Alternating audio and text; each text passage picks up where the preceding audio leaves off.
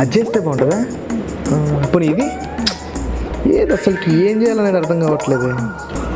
ఏం ప్రణీత్, ఏదో చాలా దీర్ఘంగా ఆలోచిస్తున్నట్లున్నావే.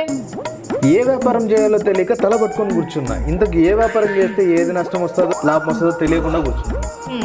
ఇది పట్టుకో.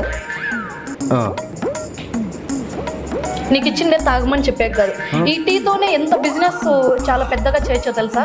దీంతోనా? చిన్న పెట్టుబడితో పెద్ద లాభాలు తెచ్చే వ్యాపారం ఏంటంటే అదే అండి, టీ బిజినెస్. ముందు వరుసలో ఉంటుంది.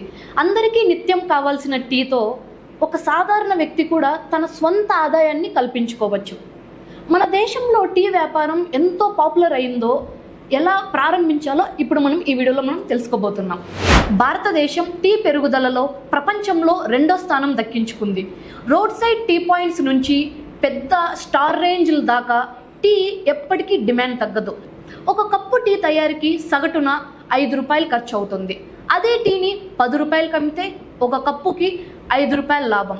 రోజుకి 500 కప్పులు అమ్మినా 2500 లాభం. నెలకి సుమారుగా 50,000 వరకు సంపాదించవచ్చు.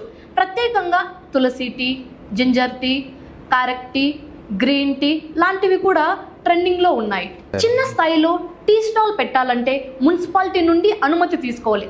FSSAI లైసెన్స్ తీసుకోవడం కూడా మంచిదే. కేవలం రోడ్ సైడ్ స్టాల్కే పరిమితం కాకుండా బట్టల షాపులు, మాల్స్, కార్యాలయాల దగ్గర లేదా ట్రావెల్ హబ్ల దగ్గర ఏర్పాటు చేస్తే మరింత ఆదాయం వస్తుంది. ఇప్పుడైతే నువ్వు ఇన్ని చెప్పావు కదా, నాకైతే కొన్ని సక్సెస్ఫుల్ బ్రాండ్ నేమ్స్ అయితే తెలుసు. వాటి గురించి తెలుసుకుందాం. చాయోస్.